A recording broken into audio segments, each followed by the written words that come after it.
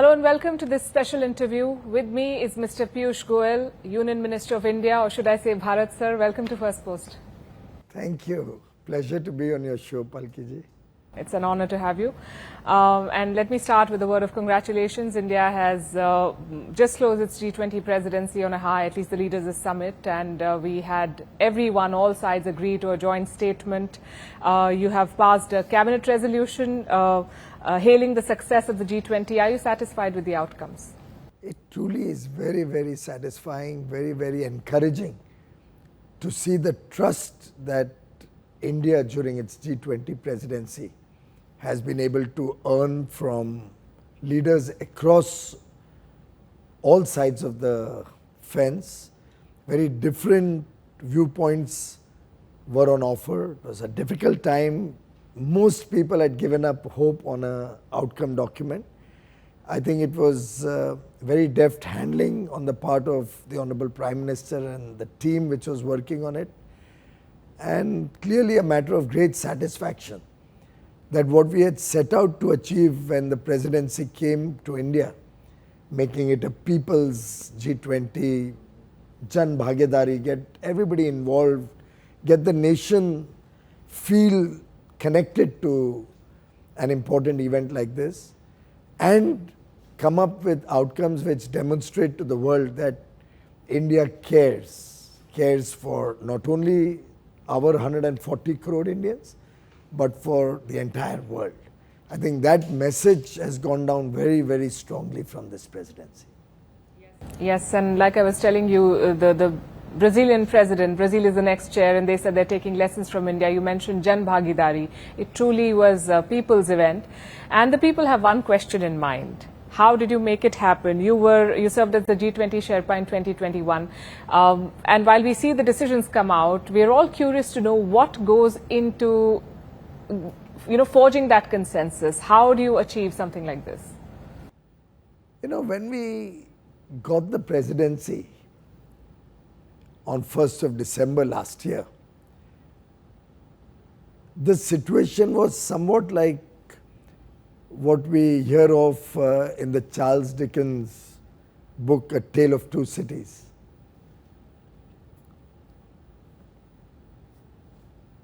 On the one hand, the times were good. On the other hand, the times were full of despair, difficult times. And the situation was challenging. We had barely come out of COVID. The war was still raging on. The East and the West were highly polarized, divided. And clearly, the G20 was addressing the challenges of a broken world order. At that point of time, for India to present such an ambitious agenda, which talked about the entire world coming together, which talked about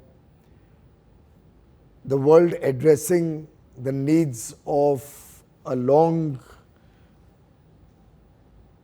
awaited better deal for the less developed countries, the developing countries, particularly in the global south. A world which was looking for inclusive and sustainable solutions, yet was conscious that it's a very, very different level of development that we see in different parts of the world, which means we have to be more accommodative, we have to try and come up with balanced and equitable solutions. So there were a lot of challenges, and in some sense, you get the best out of Prime Minister Modi when there is a challenge on hand. And we saw that happening in the G20. He led from the front. He was really on the front foot through the Indian G20 presidency. So I see the vision was definitely there, and I think everyone who's observed the events over the last few months see that. The Indian side spared no effort. But was the confidence always there? Because you also chaired a meeting in August where I understand that China and Russia opposed to a paragraph on the war in Ukraine. And even till the very last moment, there was a doubt that there may not be a joint statement. So within the team, I want to know, was there, once in a while, was there a lack of confidence? Did you guys worry? What did you tell the Prime Minister and what was his response to you? Modi hai to mumkin hai. By and large, we were always very confident that there will be significant outcomes at the ministerial level during the ministerial meetings. Also, if you will observe, we moved from just a chair's summary to a chair's summary and an outcome document collectively, so that the disagreements were literally left to a para or two around the conflict in Ukraine. Well, I think most people did have their doubts until the very end, until the morning of the first day of the summit. And historically also, usually the leaders' declaration would get thrashed out only an hour or half an hour before the final leaders' summit. I was G20 Sherpa at Rome in 21. And we were able to iron out all the differences about half an hour or 45 minutes before the final leaders' summit. And that too, when there was no war in Ukraine. There was no geopolitical tension as it exists today. But to pull it off on day one, pull off such a substantive document with probably 112 outcomes, a document which also addresses the conflict in Ukraine, satisfying both sides of the, with different viewpoints, both sides of the conflict, and coming up with a hugely powerful agenda which demonstrates, particularly to the less developed countries, that the G20 cares for them, more so with the African Union now becoming a part of the G20. We have truly crossed every expectation that anybody had. But I must say that with Prime Minister Modi there, we all felt, kuch to karenge, kuch to chamatkar. Was it the Friday night meeting between Prime Minister Modi and President Biden that tilted the scales in India's favor? Because it was said that President Biden would be able to bring the Western camp along. I don't think it's any one event, because after all, there were very many differing points of view. But I must say, I also engage with many Sherpas, I also engage with many senior functionaries from different countries.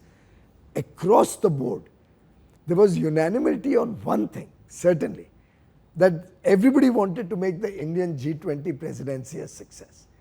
On that, there was unanimity. By and large, everybody was keen to go that extra mile, because they all wanted to demonstrate their trust in India and the friendship with Prime Minister Modi. Yes, the world has seen the American way, the world has seen the Chinese way. You could say the world is now trying to understand the Indian way of doing diplomacy and engaging with neighbors and others. But on the point of the African Union, it seems that while the West talks about inclusion, India has shown how it is done.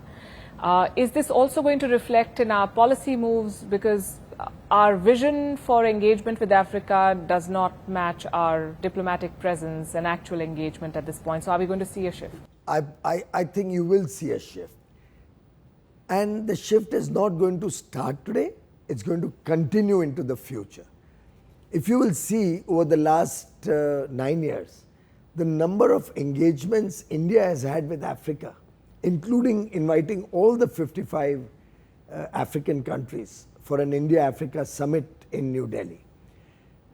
The amount of visits that Honorable Prime Minister Narendra Modi ji has made to different parts of Africa. In many countries, visits by an Indian Prime Minister or head of state or head of government happened after decades to different parts of Africa. He would painstakingly make an extra effort in his outreach to Africa, including when he came back from America. I think he stopped by in Egypt and had very, very intense discussions with Egypt. I think this has been a continuing effort over 9 years of giving them comfort that India stands with them. It has been increasing engagement at all levels and wanting to hear their side of the story, wanting to understand how we can expand trade with them, caring to be responsive to their needs. I think that was a first, and a lot of such firsts have all culminated in the final G20 gesture that Prime Minister Modi has offered them. And when it wrapped up, I want to know what was your feeling? Was it a feeling of relief कि सब ठीक हो गया? Was it a feeling of maybe some pressure that the next time you have to do something, you'll have to do it even bigger, and for you even more than others, because you were also instrumental in the creation of Bharat Mandapam as we saw it?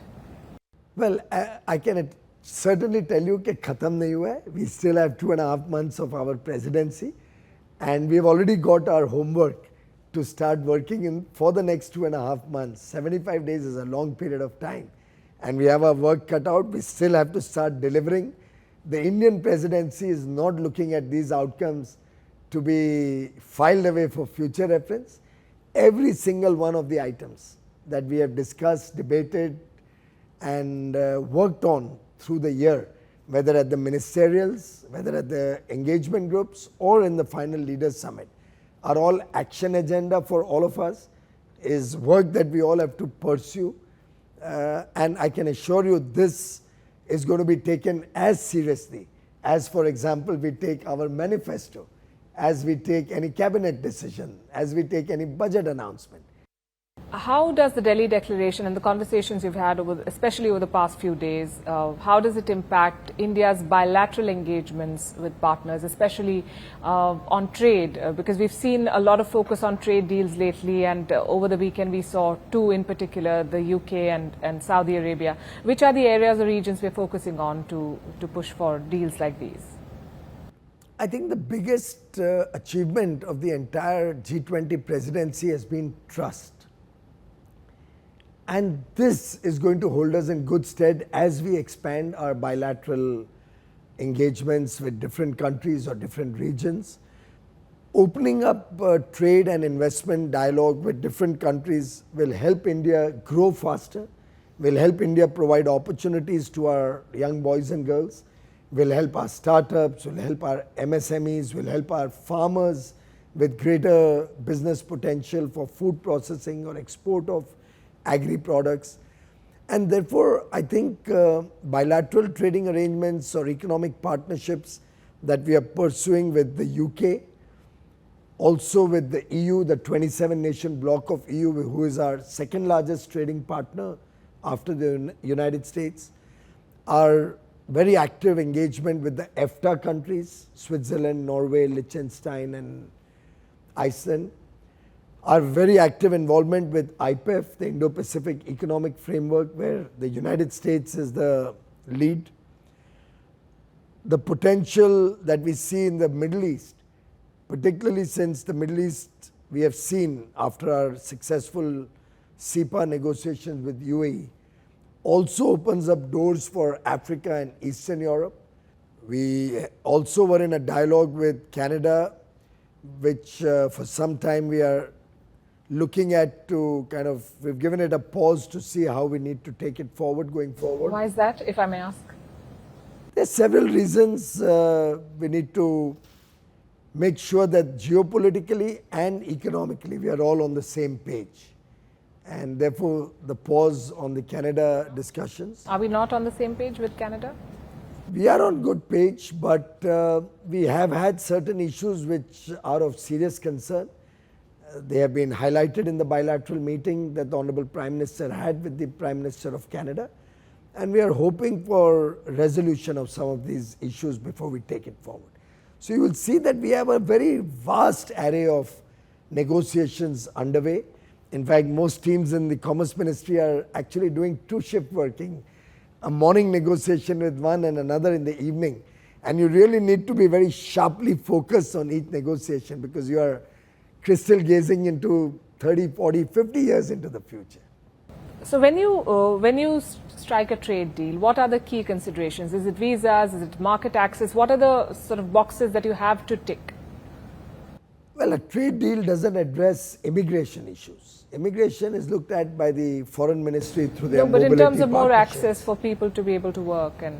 When it comes to provision of services, which is a part of the trade deal, or for ensuring greater market access for services and goods, Certainly, movement of people also matters, and we do discuss how it will become more seamless to get business persons visas to provide the service or to provide the merchandise trade more impetus. But I would like to say that trade deals today, in today's context, are less about one or two issues. They are now very multifaceted.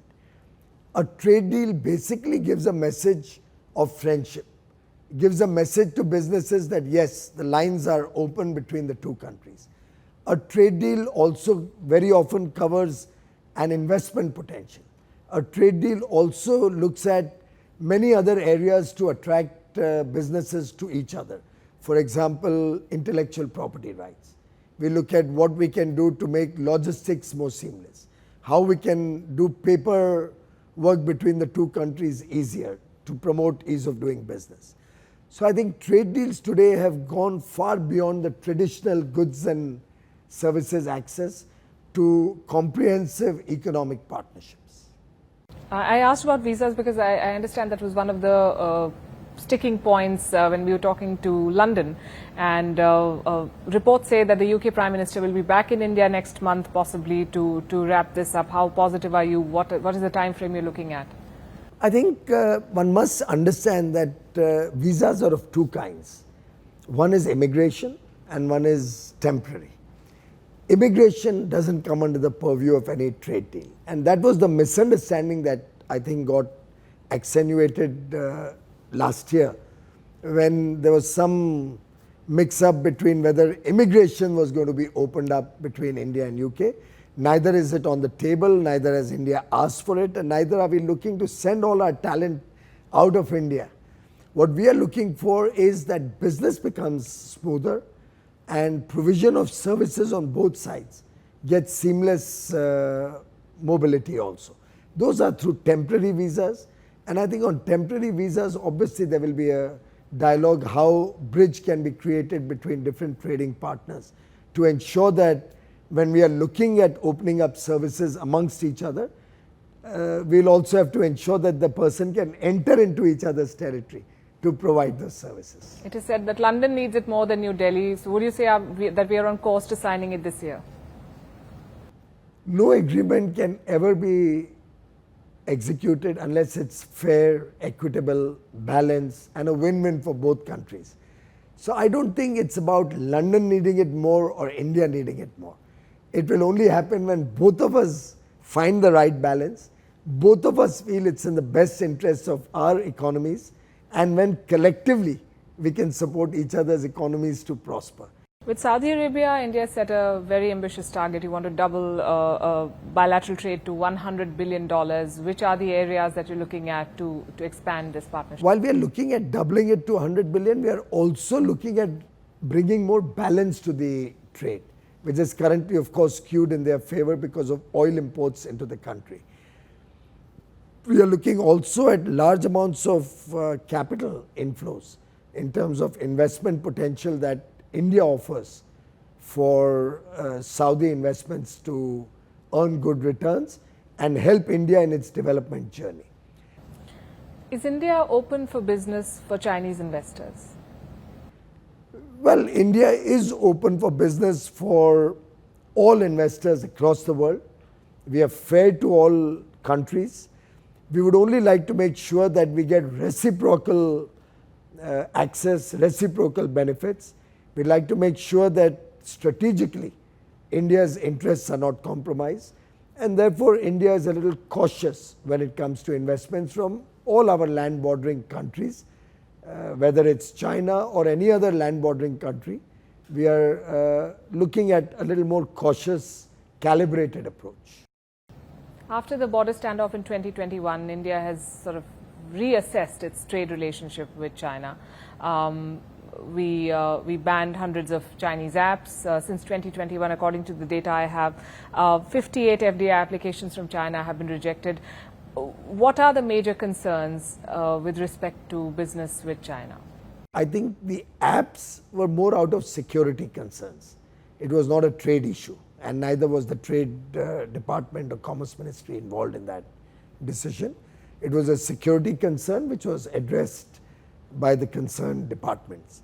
In terms of the FDI applicants, I think India is looking to make sure that strategic sectors, particularly those which are related to our own effort to be to have resilient supply chains, or to make sure that at any point of time we are not put in a tight spot as we were during COVID when supply lines were disrupted. India is making a conscious effort to become self-reliant in strategic sectors, and maybe for that reason I wouldn't know the exact contours of each of these cases, but it would be a collective decision by different departments of the government of India. She was saying this is not unique to China, although China is a unique case. It's the sheer size of the economy, and well, there are concerns with neighbors, but Bangladesh is not the same as a China or a Sri Lanka or even a Pakistan. So, well, I think India never differentiates based on a single country or any particular individual situation. We take a very balanced and a very non-discriminatory approach, and even in this case our approach has been very non-discriminatory. You've also been a critic of RCEP, the Regional Comprehensive Economic Partnership, and it is being seen as a China-led trade alliance, and you've said in the past, and I'm quoting, it is not a partnership among equals. Why do you think so? Well, when I assessed the RCEP discussions, I realized that originally India was never supposed to be a part of RCEP. It was amongst the ASEAN region, China, New Zealand, Australia, Japan and Korea. To date, I have not been able to figure out why India got into the whole RCEP negotiations. हमें कूद पड़ने के लिए क्या जरूरत पड़ी? Ever since the UPA came into power in 2004, I don't know what happened. What were those secret understandings? What were those MOUs about which we still don't know much? That suddenly the imports from China started shooting up, and that surge is unbelievable. Until 2004, I think our trade deficit with China was probably $1.5 billion. And by 2014, in one decade, it shot up to by nearly 33 times. I've never ever heard of any two countries' trade resulting in a trade deficit which is 33 times, 33x. Of course, since governments are in continuity, when we came into power in 2014, we continued to negotiate, but we had many disagreements with China on many issues. Between June and October, we made a sincere effort to understand the China-India partnership. We kept offering to China many remedies or many ways in which they could earn our trust. I remember a conversation where my Chinese counterpart and I were having tea and trying to resolve some differences. And I said, okay, we are both having tea on this teacup. My problem is that our cost of raw material of this teacup in India is more than the finished product cost that I find landed in India. That's a mystery to me, and which is why I said that it's a very unequal partnership. I said I fail to understand how this can happen. So I made him an offer. I said, okay, let's do like whatever you send to India, whatever imports come into India, should we have a doubt or a suspicion about the pricing, you certify from the government that the money that's received for that product in your books is exactly the same as the money that's been remitted from India. And no subsidies, no extraneous transactions are involved in it. And he said, no, we can't do that. Whatever you want to do at your border, you do. But we will not open ourselves to transparent trading practices. And that was one of those very important inflection points when I realized that this is clearly trade between two unequals that don't believe in transparent and open rules-based trading systems the way we do and the way the rest of the world likes to work. RCEP was effectively an FTA between China and India, and it would have killed domestic industry. And out of my 200 odd stakeholder meetings, many led by me, many by my secretary, by my officials, and my concluding meetings with industry and exporters and businesses as a whole, including the MSME sector, the farm sector, very clearly demonstrated there were no takers for RCEP.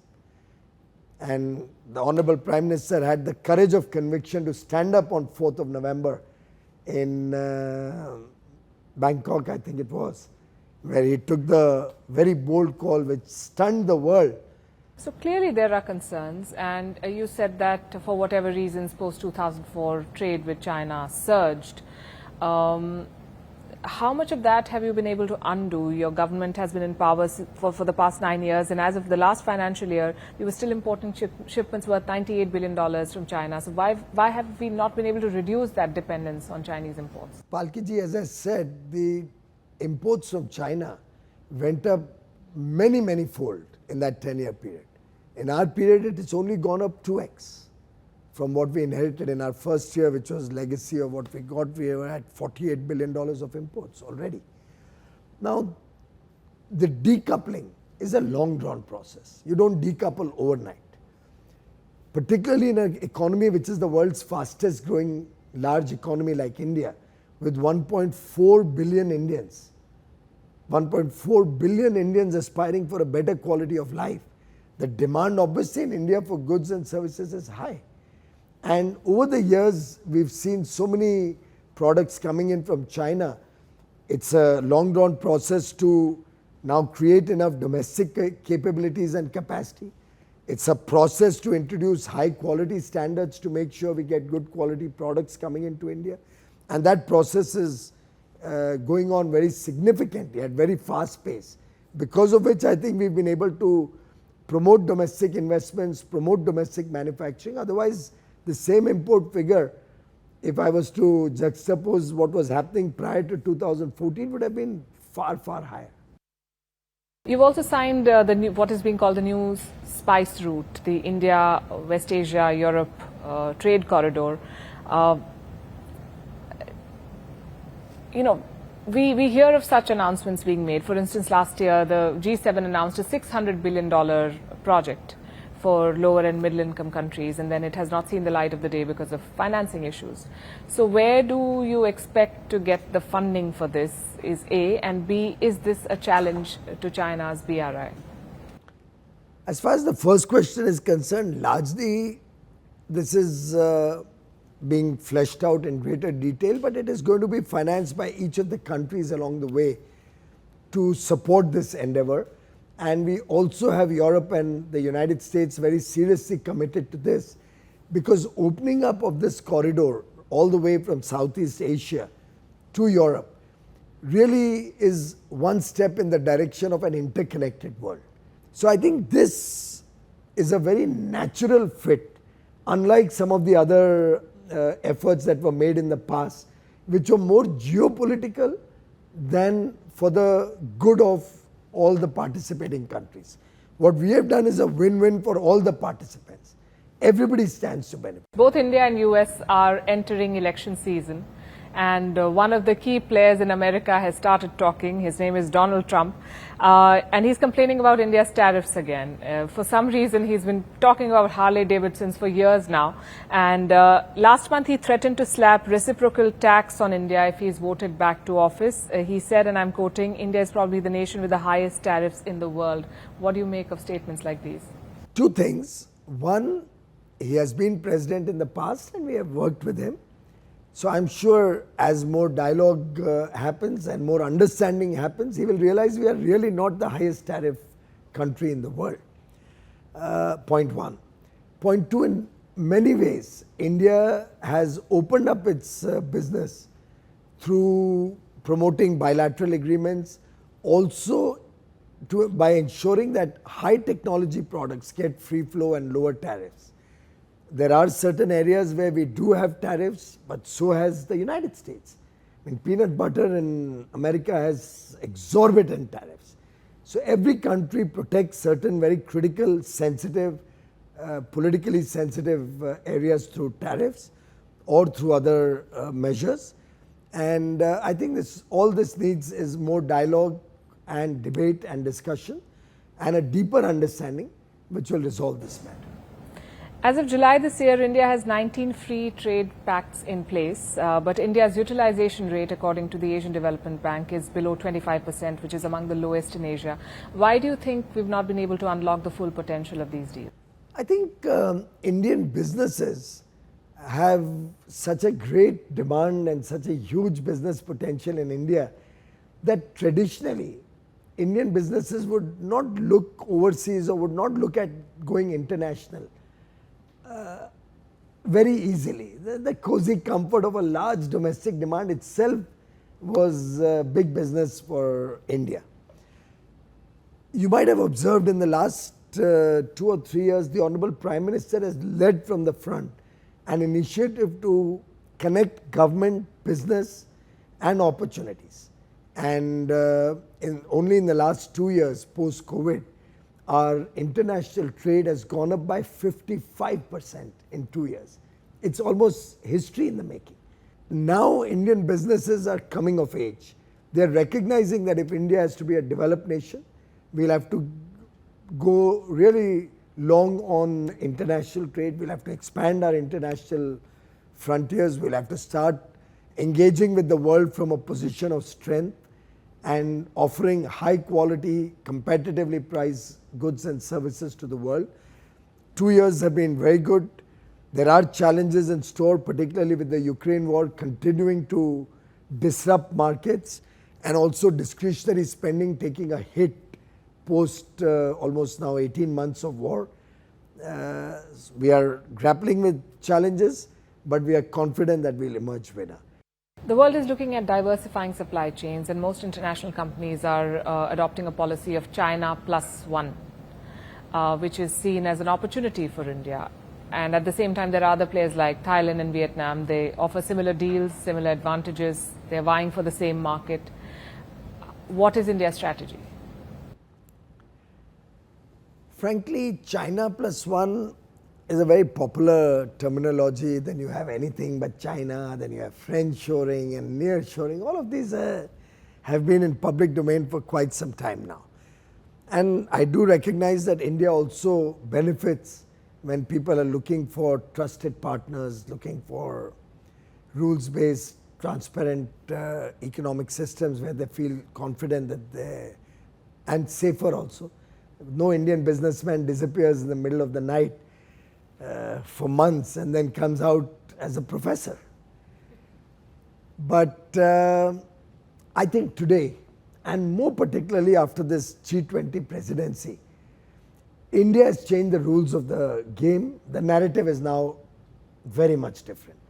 India on its own stream, India on its own legs, today goes from a position of strength with self-confidence and engages with the rest of the world, invites investments, invites businesses to come and work in India. And I think it will no more be a diversification strategy. It will not necessarily be only about resilient supply chains. India will now become a compulsive destination. India will become the need of the hour. More and more companies are recognizing that the democracy, the demographic dividend and the diversity, the 3 Ds that India offers. We have become an aspirational society, a young aspirational India which is going to drive and power India on its own stream.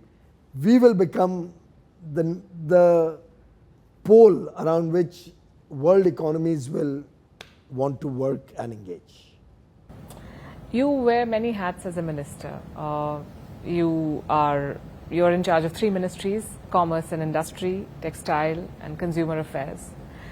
How would you define and describe your role in the Modi government? I think the Modi government epitomizes the whole of the government approach. And all of us are working as a team, each one with different responsibilities. So the G20, for example, has been a great test and success story of this whole of the government approach. In this case now, it's transcended from the whole of the government to the whole of the people or whole of the nation approach. And for me, I think I'm a cog in that wheel, in that whole government that's working towards taking welfare, towards taking a brighter future for our future generations, taking progress and prosperity to the last man at the bottom of the pyramid. I can only say that sounds like a lot of work, and I can attest to the fact that your team works very long hours. I've seen that firsthand. Thank you very much, sir, for taking all the questions and for all your time and for sharing your perspectives with us. And once again, congratulations. Thank you very much, Palki ji.